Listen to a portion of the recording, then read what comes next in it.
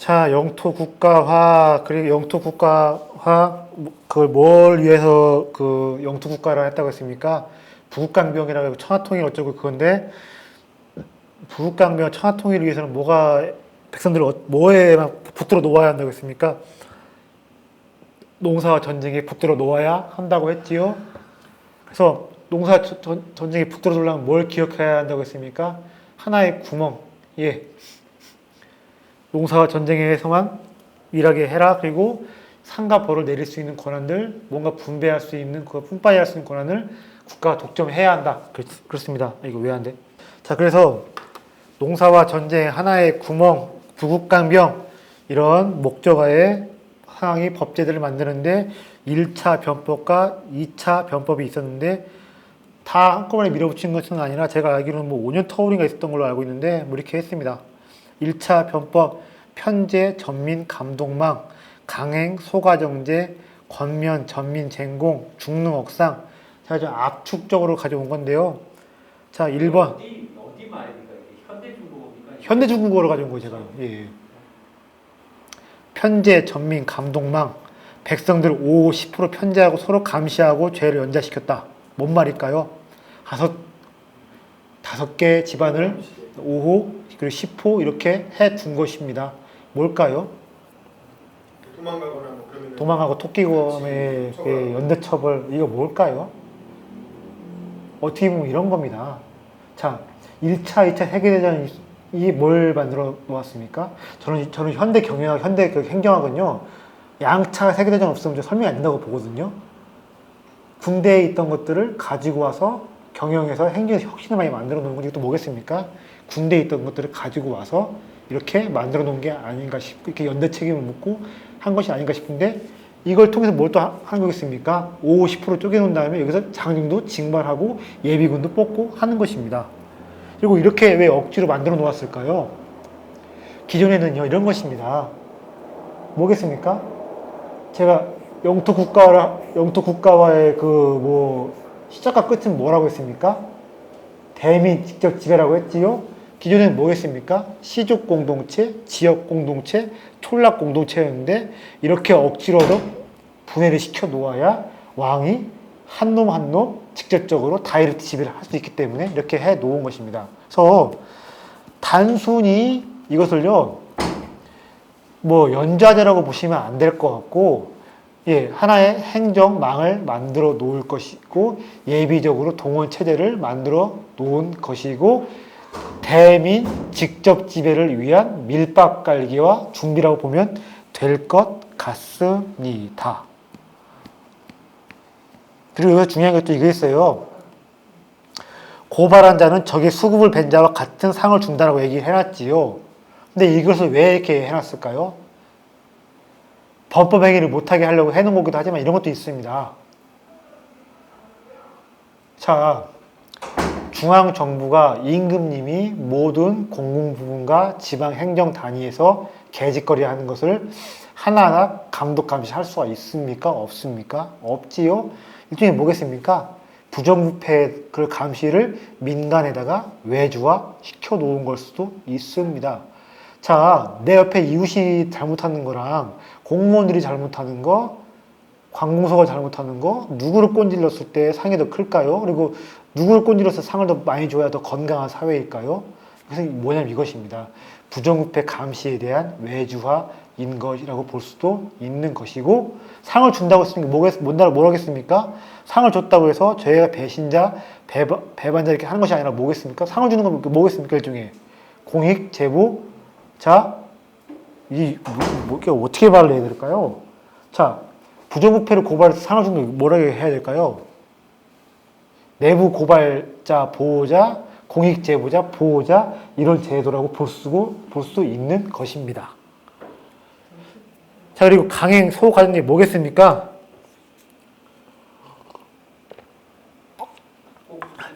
한 집에 남자가 둘 있으나 분가하지 않으면 부세를 2배로 매긴다. 아니, 상황이 저기 보니까 개판이고 엉망이었던 거예요. 단순히 한 가정이 아니라 한 방에 시아버지, 시어머니, 형님, 올케, 며느리 한 집에 한 집 정도가 아니라 한 방에 아버지, 형님, 동생,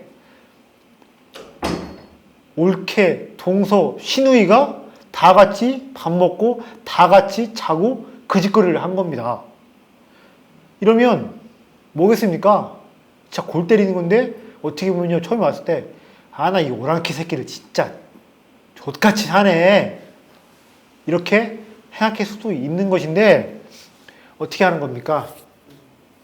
일단은 호구수 증가, 부세, 조세 단위 이거 이전에 이러면 근친 상간, 지 애비가 시기가 정확히 누군지도 모르고 이렇게 중원의 상식과 도덕, 예절 안 먹힙니다. 그러니까 어떻게 하는 거겠습니까? 최대한 쪼개 놓아야 이 새끼들을 가지고 뭘 할 수 있는 겁니까? 예, 어떤 에티켓, 규범, 임금님의 존재, 나라님의 존재를 알게끔 할 수가 있는 거겠지요. 자, 한 집에 일단은 한 방에 남자 둘이 며느리 둘이 살게 하면 되겠습니까? 안 되겠습니까? 안 돼서 뭐겠습니까? 한 남자, 한 여자, 일부 일처는 무조건 독립을 해야만 풍속이 개선이 되고 이상한 짓거리 안 하게 되고 또 결정적으로 호구수가 증가가 돼서 부세, 조세 단위가 정확해지고 더 많은 책임을 매길 수가 있고 어디에 누가 얼마큼 사는지 알 수 있을 것이며 또 뭐 또 있습니까? 대가정제보다 소가정제가 좋은 게 또 뭐가 있어요? 국가 입장에서는요. 범인을 은닉시켜 주지 못하고 정확한 사업적 책임을 물을 수가 있고 장정수를 징발해서 내가 얼만큼 부대 편성을 할 수 있을 것인지 계산이 서게 될 것입니다. 무조건 최대한 쪼개 놓는 것입니다. 쪼개 놓은 다음에 5, 10호 서로 한 놈 한 놈 쪼개 놓은 다음에 일처, 일부 쪼개 놓은 다음에 절대로 형님, 올케, 시동서, 무슨 동서, 무슨 시누이, 아버지, 며느리 같이 사는 거 안 된다. 일부 일처를 한 다음에 그런 다음에야 5호, 10호로서 이렇게 묶어 놓는 것입니다. 자, 진짜 어떻게 보면요. 상황이 이런 것도 있어요. 과감한 개혁을 한 뒤에는 이런 것도 있는 것 같습니다. 이 새끼들, 오랑캐 놈들 개판이네? 이런 거에 뜨악했기 때문에 더 과감하게 칼을 댄 걸 수도 있고, 나하고 혈통이 다르고, 나하고 민족이 다르니까 실험실의 쉰지처럼 스탈린 동지가 했던 그런 무모한 이런 것도 좀 한 게 아닌가 생각이 들기도 합니다. 사실 말이 통하고 혈통이 같고 나랑 문화가 같고 어쩌고 하고 고향이 비슷하면요 과감한 매수 못 될 수도 있는데 혈통이 다르고 민족이 다르니까 이런 것도 하는 게 아닌가 싶기도 합니다. 우리 스탈린 대원수님은 애초에 어디 사람입니까? 그루지아 사람이죠. 그러니까 더욱더 막 나가던 게 아닌가 싶기도 합니다. 제가 한 번도 저는 해외도 나가본 경우는 없는데 또 한번 가보고 싶은 곳이 저기 그루지아 식당입니다. 그루지아가 뭐라고 합니까? 소련의 남도라고 하지요. 가장 음식 맛있게 하는 곳이 그루지아를 하는데 그루지아 한번 조지아라고도 한다고 하는데 조지아도 와인 만드나요? 네, 만드나요? 하여튼 만두 비슷한 것도 만드는 것 같기도 하고 저기 어디야 블라디보스토크에 가면 그루지아 식당이 있다고도 하는데 하여튼 스탈린 동지의 그 고향 그루지아 한번 가보고 싶습니다. 하여튼 스탈린 대원수님 가끔은 그립기도 합니다만 절대로 다시 보고 싶지는 않습니다. 자, 군공이 있는 자는 공에 따라 자기를 올려주고 사적으로 싸우는 이는 그 경중에 따라 대소 형벌을 처한다. 너희들 싸우고 싶으면 어떻게 하라는 것이며 너희들이 가진 야선은 어떻게 하라는 겁니까? 밖에 나가서 발휘를 하라는 것입니다. 근데 당태종이 고구려를 왜 쳐들어왔을까요? 자, 당태종이 고구려를 침략한다고 했을 때 어떻게 했습니까? 당나라 정가가 어떻게 했을까요? 급속도로 얼어붙고 난리가 났습니다. 왜? 나가서 또 실패하면 어떻게 되는 겁니까? 나라 착살 나는 겁니다. 정확히 30년 만에 벌어졌어요. 그러면 고구려 그때 때문에 폭망한 기억이 있는 사람들이 다 있을 거란 말입니다. 근데 왜 했을까요?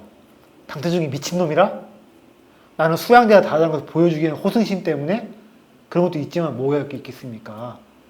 돌궐 군대를 편입시켜서 제국의 군대 안에 편입시켜 놓았는데 얘들한테 뭘 줘야 됩니까? 일거리를 줘야 돼요. 안 그러면 얘들이 제국 내부를 내파하는 에너지로 할 수가 있습니다. 너희들 싸워라. 대신에 어디다가 싸워라? 밖에 나가서 싸워라.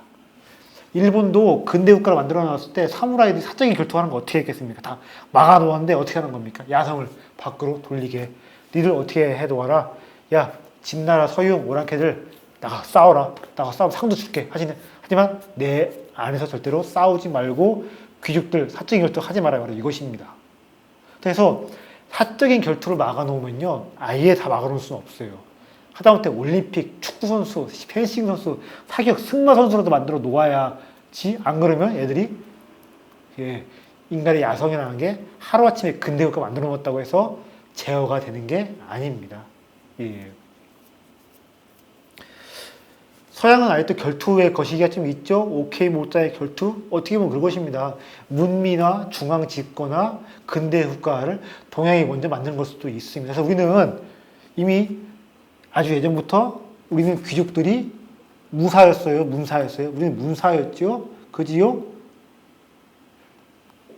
어떻게 보면 이런 것들을 통해서 야성을 일찍 제어가 했던 것인데 서양은 지금도 해리 왕세자 결혼할 때 봤죠? 뭐 입고 결혼합니까?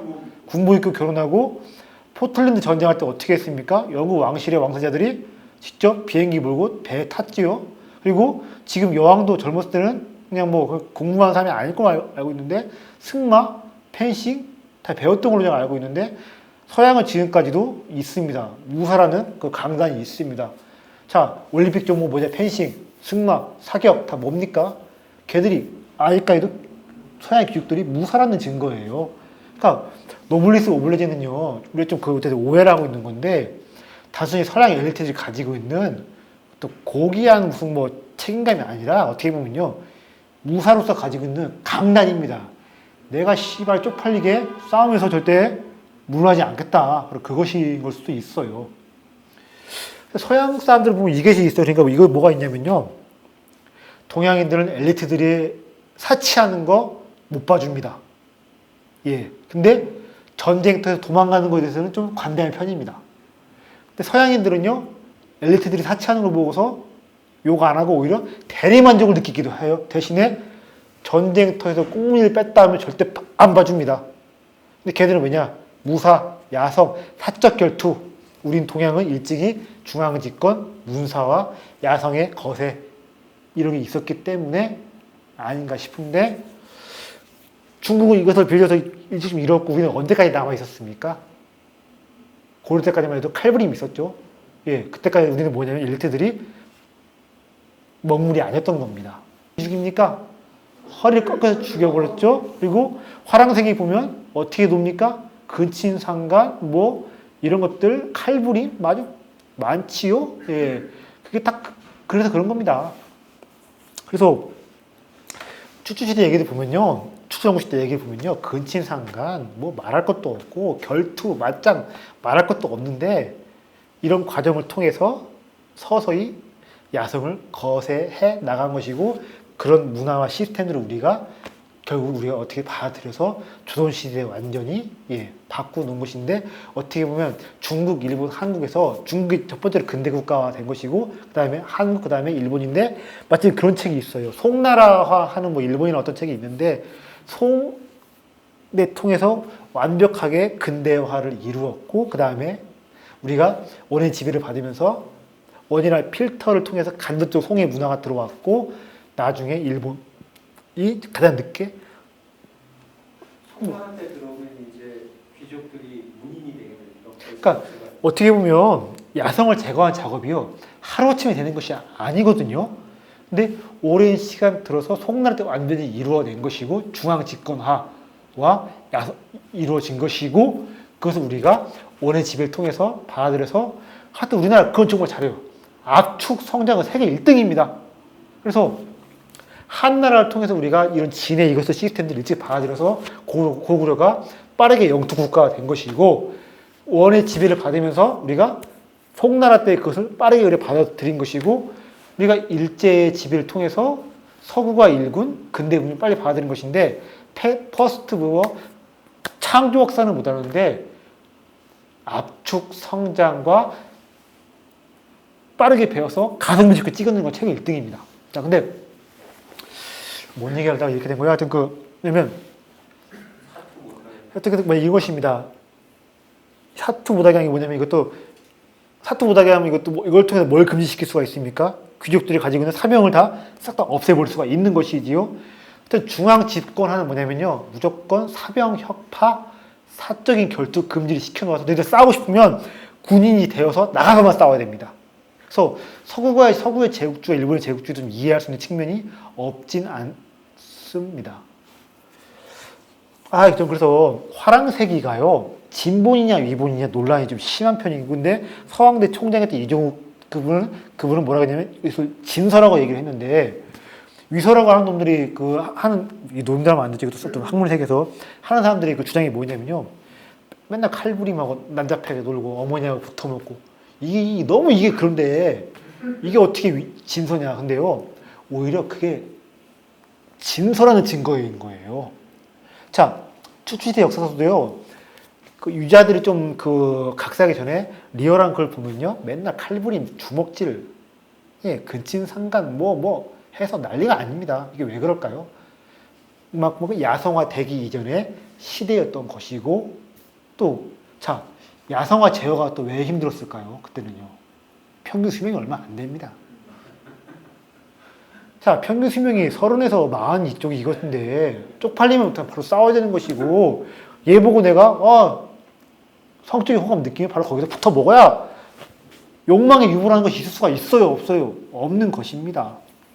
그러니까 상황이 왜 이렇게 조금 강하게 나섰냐면, 평균 수명이 30, 40대에 있을 때 사람들이 야성을 제어하려면 더욱더 가혹한 벌을 내세울 수밖에 없던 것이고, 또 화끈하게 놀 수 있는 무대를 만들어 놓을 수밖에 없지 않나 싶습니다.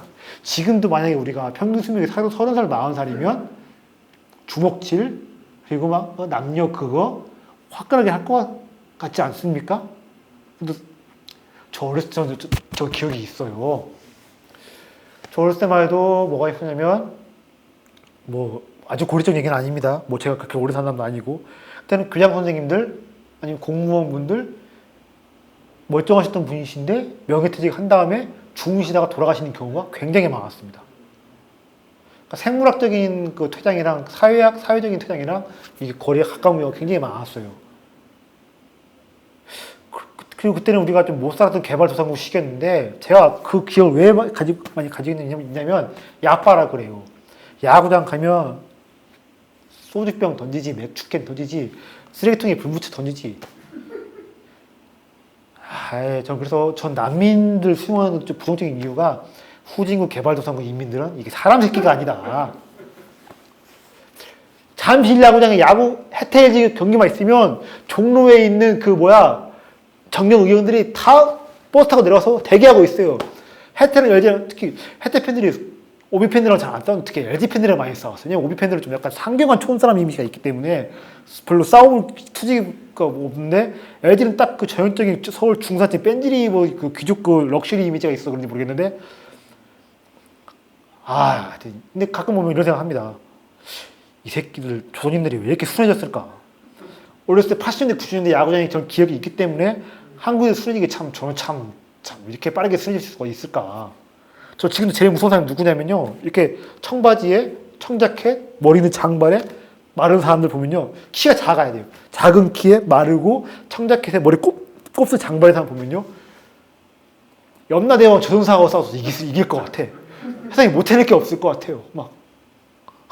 그게 80년대 기억 때문에 그런 것인데, 어떻게 보면 그때 평균 수명과 지금 평균 다르지 않습니까? 그래서 어떻게 보면 평균 수명이 늘어났기 때문에, 그러니까 단순히 경제력의 신장만이 아니라 평균 수명이 늘어났기 때문에 화도 좀 삭히고 내일이 있으니까, 욕망을 또 충족할 수 있는 기회가, 또 원모 타임 할 수 있는 그런 기회가 또 얼마든지 있으니까 이렇게 좀 순해진 게 아닌가 싶기도 합니다. 하여튼가 어렸을 때 진짜 80년대, 90년대 야구장 가면 진짜 이것들이 있어. 대전구장에 수박을 지금 사람들이 가지고 와서 먹어요. 수저 2개 가져옵니다. 반을 쪼갠 다음에 경기 내에 파먹는 거예요. 다 먹었으면 어떻게 하겠습니까? 던지는 거 야구장에. 그러면 불펜 투수가 나와서 어떻게 나가냐면요. 나오자마자 하는 일이 뭐냐면요. 수박 껍질 치는 게 일이었어요. 그리고 그때 제일 골 때렸던 게 뭐냐면 빙그레 혜태가 당시였던 라이벌이었는데 빙그레에 김대중이라는 투수가 있었습니다. 이름이 한자까지 똑같고 별명이 평민당 총재였어요. 아니 광주구장에서 말입니다. 김대중 투수가 등판을 합니다. 몸풀 때부터 경기장이 술렁거려요. 등판을 하면 김대중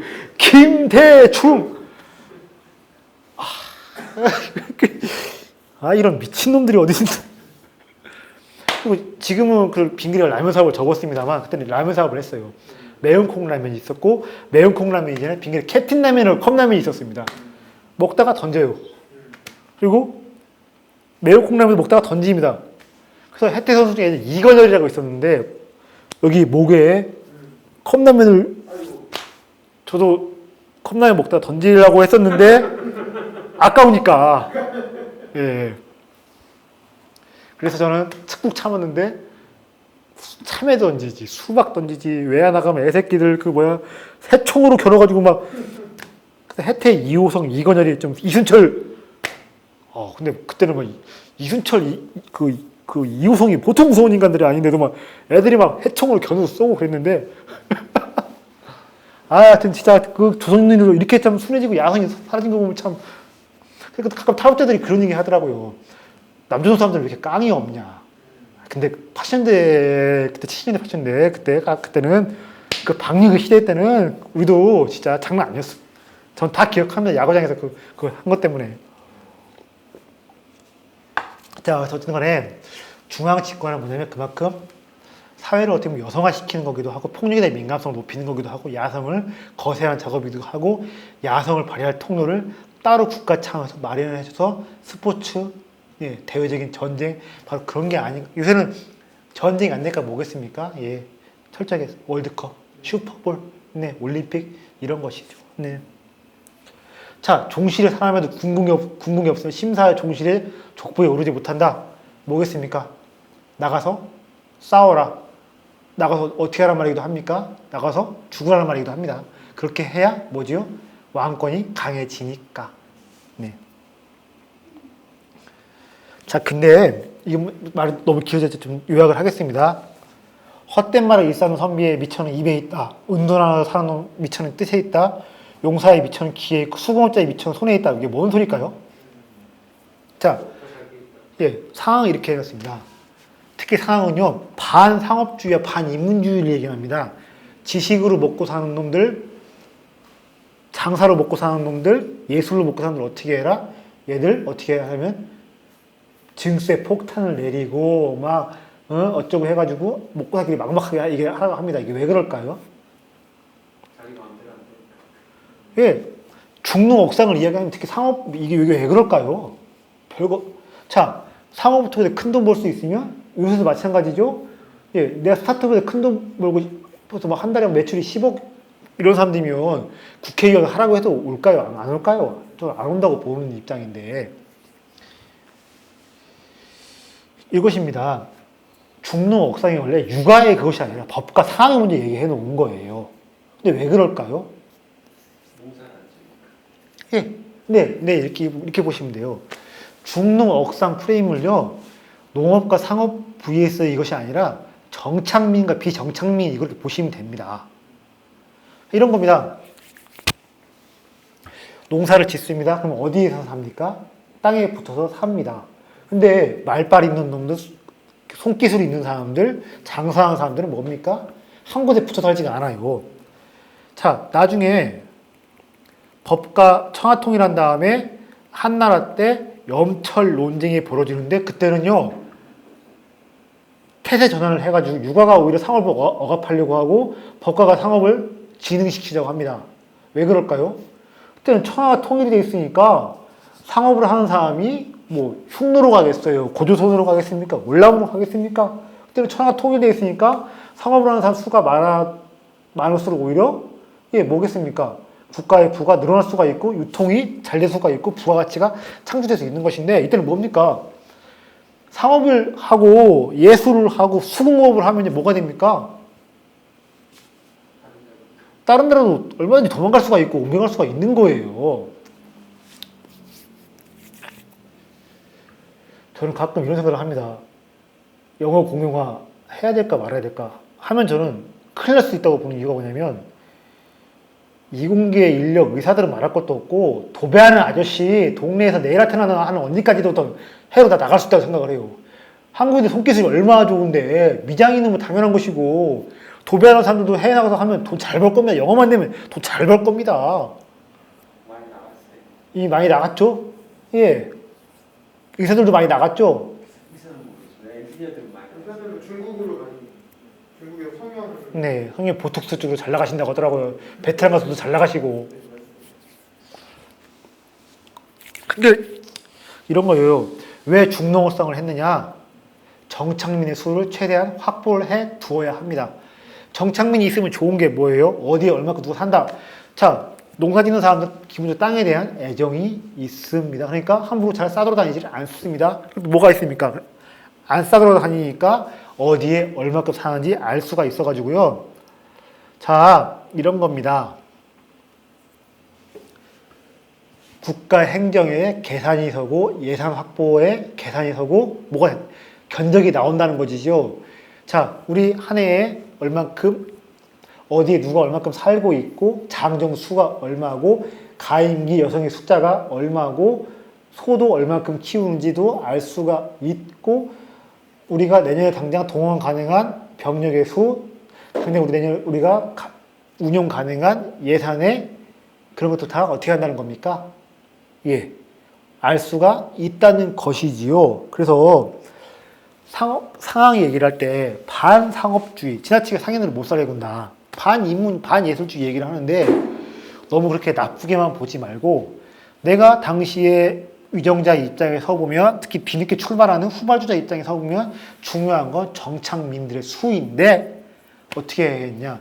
정착민들의 수를 최대한 확보를 해 두어야 하기 때문에 이런 주장을 한 것이다 라고 여러분들이 이해하시면 좋을 것 같습니다. 근데 마찬가지예요. 유정자들은 늘 정착민들의 수를 확보하기 좋아하고 특히 이것이 있어요. 한눈에 일목요연하게 국가의 모습과 상황이 보이기를 좋아합니다. 그래서 나중에 이런 것도 해놔요. 자, 진나라가 한나라에 망한 이후에 뭐 나중에 뭐 조사 어쩌고 발굴을 해보니까 이것이 있습니다. 진나라가 바둑판처럼 설계가 되어 있다는 겁니다. 이게 무슨 뜻일까요? 자, 중앙 집권화 그리고 근대 국가 만들기를 하려면 이것을 해야 돼요. 아까 말씀드린 대로 정착민의 수로 확보, 야성의 거세, 뭐 대민 직접 지배체도 있지만 뭘 해야 되겠습니까? 나라 안에다가 기하학적인 질서를 구현해 놓아서 왕의 입장에서 봤을 때 여러 페이지가 아니라 한눈에 나라하게 딱 이게 파악이 되게끔 해 두어서 삐져나오는데 쳐버리고 어떻게든 해서 딱 이렇게 반듯반듯하게 국가 모양이 건설되게끔 하는 게 있습니다. 나라가 어떻게 보면 자 동아시아에서 유일하게 그 과학자 집단이 누굽니까? 묵자입니다. 묵자 책 후반부 텍스트를 보면 과학에 대한 이야기, 도로에 대한 이야기, 수학에 대한 이것도 있어요.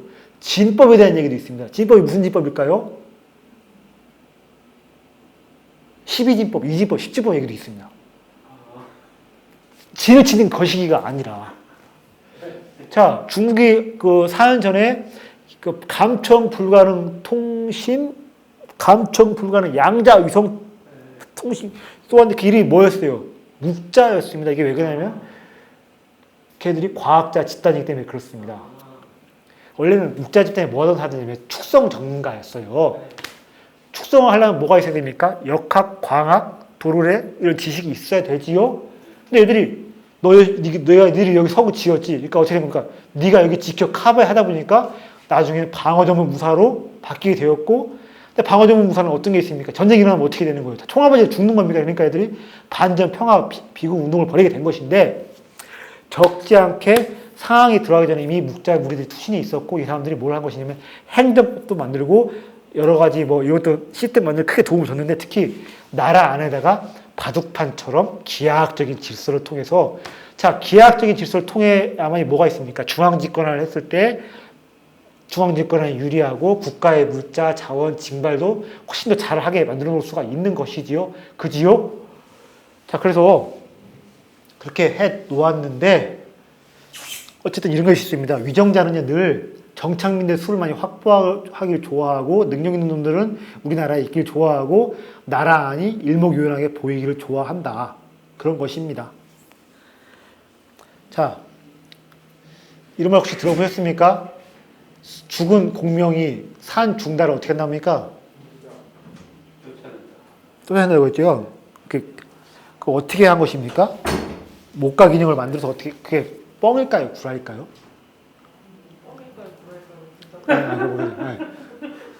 아이, 제가 죄송합니다. 이게 다 어렸을 때 받은 방공 교육 때문에 그래요. 뭐 김일성이 하는 말 뭐 30%는 뭐 거짓말, 20%는 뭐 뻥, 나머지 50%는 구라 뭐 이런 식으로 뭐 이게 방공 교육의 그 참 폐해입니다. 아, 이렇게 진실일까요? 구라일까요? 아니면 과장일까요? 모구유마 얘기 들어보세요. 모구유마도 뭘까요? 이렇게 아예 뻥이라고 할 수는 없어요. 왜냐면요 그만큼 제갈량이 딸리는 국력을 뭘로 반영한 겁니까? 미친 듯한 보급 능력으로 카바를 한 겁니다. 자 그리고 죽은 제갈량이 산 중달을 쫓아냈다 게 이런 거입니다. 중달이 제갈량의 총나라 군대가 퇴각한 다음에 진영을 흔적을 봤는데 화장실과 우물의 간격의 위치 이런 거 장시간 머물면서 거기서 싸운 건데 그러니까 어떻게 한 것입니까? 자 군대가 한 지역에 주둔을 하려면요 단순히 진 정도가 아니라 하나의 도시 마을로서 기능하게끔 만들어 놓아야 되는 것인데 국력이 약한 총나라 입장에서 대병력을 이끌고 가서 영끌에서 나가서 장시간 주둔하려면 어떻게 해야겠습니까? 거기를 일종의 제갈량 일종의 뭐냐면 심시티 마니아인 것이고 묵자처럼 기하학적 원리를 알고 있었던 사람이고 그 진에다가 간격, 위치, 시스템들에다 최대한 기하학적 합리성으로도 만들어 놓았던 것인데 그러니까 약한 국력을 가지고서도 위나라가 잘 싸운 것인데 사실 저는 그걸 통해서 이것도 좀 느낍니다. 제갈량이 대단한 놈이지만 난 놈이지만 그 흔적을 보고서 제갈량이 진짜 천재고 대단한 놈이구나 감탄하는 사마이도 진짜 저는 대단한 사람이 아닐까 싶은데 그걸 제가 아직 못 봤는데 꼭 보고 싶습니다. 책사 사마이 꼭 보고 싶습니다. 그 중국 드라마. 예. 요즘 드라마도 너무 많이 나오고 그래서.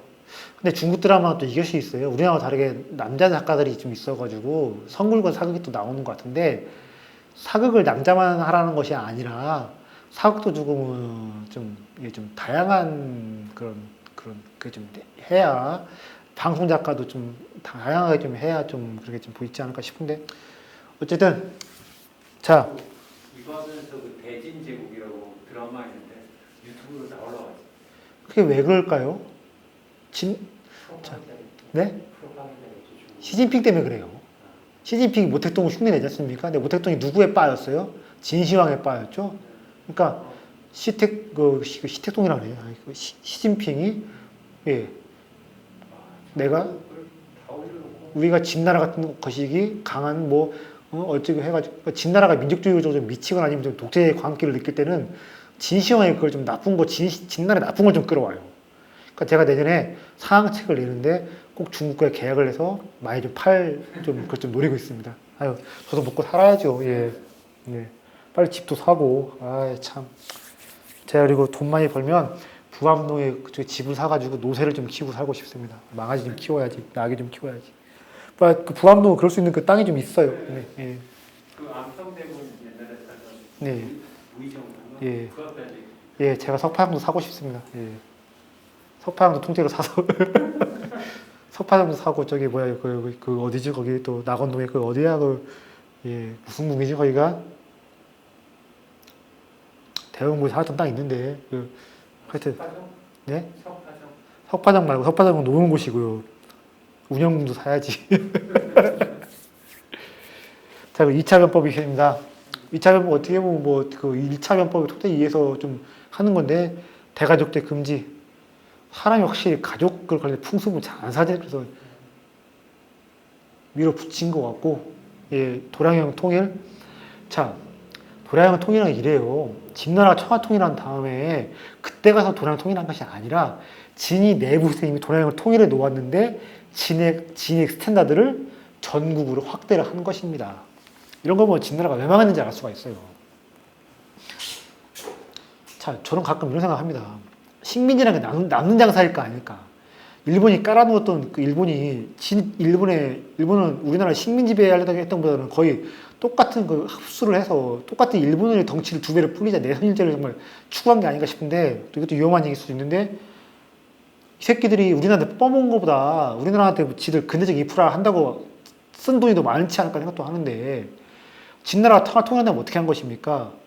아까 말씀드린 대로 나라 안에 만들어 놨던 기하학적인 질서, 근대적인 인프라를 다 어떻게 한 것입니까? 전국을 다 깔아 놓으려고 하다 보니까 부도난 것이 아닌가. 또 사람들이 돈이 없어지면 또 이런 생각을 또 합니다. 대상인들을 또 내 돈이 없다 보니까 눈에 보이는 놈도 대상인들인 거예요. 이 새끼들한테 좀 어떻게 쥐어짜볼까 하다 보니까 대상인들이 호족들과 농민, 옛 왕국들을 부추겨서 네 그렇게 한 것이 아닌가 싶기도 합니다. 네. 안 그래도 저기 뭐야 유방이라든가 누구죠? 그 항우 보면 상인들이 꽤 옆에 있었던 것 같기도 해요. 네. 그리고 토지제도 개혁, 부수제도 확립. 토지제도 개혁과 부수제도는 같이 갈 수밖에 없는 것입니다. 토지 면적에 따라서 또 면적뿐만 아니라 문제가 어떤 것도 있는 것입니까? 똑같은 면적이지만 여기는 땅임이 좋고 여기는 땅임이 시원찮으면 어떻게 됩니까? 땅임이 시원찮은 데서 좀 덜 걷고 땅임이 좀 더 걷어야겠지요? 자, 사실 이래요.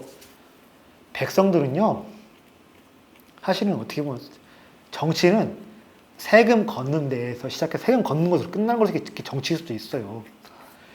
만중놈들이 청나라가 그 명나라 먹어버린 다음에 빠르게 민심을 어떻게 수습할 수 있었냐 별거 없습니다. 명나라가 세금을 덜 걷었습니다. 백성들은 세금만 덜 걷고 납득이 가게끔 내가 돈을 걷어가면요. 왕족이 이민족인지 왕족이 안에서 뭔 짓을 벌이는지 신경 씁니까? 안 씁니까? 쓰질 않습니다. 네. 현재의 강행과 확대 뭐겠습니까? 군현제를 실시한 것인데 뭐겠습니까? 지방을 뭐겠습니까? 토 유지 하는 것이 아니라 직접 왕이 파견한 관리들에 의해서 다스린다 뭐겠습니까?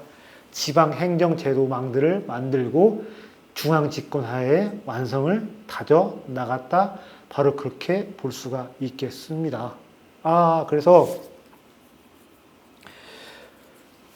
결론을 좀 이렇게 내려보겠습니다. 어떻게 보면요.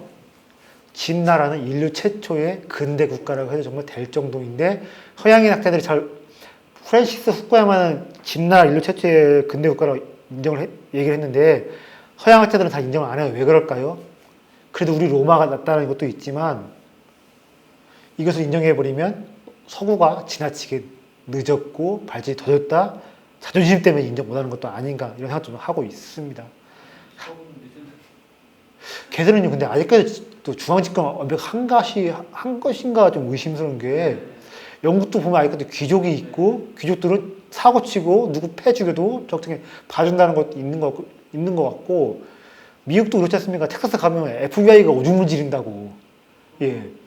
중앙의 그 룰과 공권력의 집행이 안 되는 곳이 있다고 하는 것 같지요.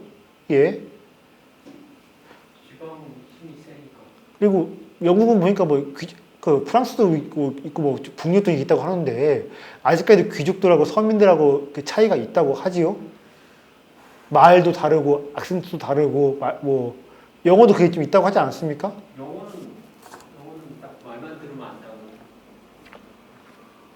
그리고 그 학교 귀족학교도 아무리 그 서민 집안에 똘똘도 들어갈 수 있다 없다고 하는데 우리나라처럼 가난한 집 농부의 아들이 대통령 되고 상고 나와서 뭐 하고 이런 것들이 뭐 아유 뭐 우리나라 아무리 뭐 한미한 집안 애들 머리 좋고 공부 잘하면 서울대 가고 어쩌고 할 수 있지만 걔들은 뭐 그러니까 어떻게 보면 영국의 축구랑에 그런 것도 있지 않습니까? 예. 그래도 그 야채집 딸이 수상도 되지 않습니까?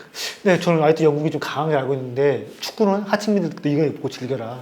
그리고 뭐지 그 럭비는 중산층 그리고 크리켓은 뭐 상류층에서 걔들 아직까지도 계급 사회에 칸막이 있는 걸로 알고 있는데 계급 사회 이런 것들을 공고하면 그리고 아직도 일본은 뭐가 있습니까?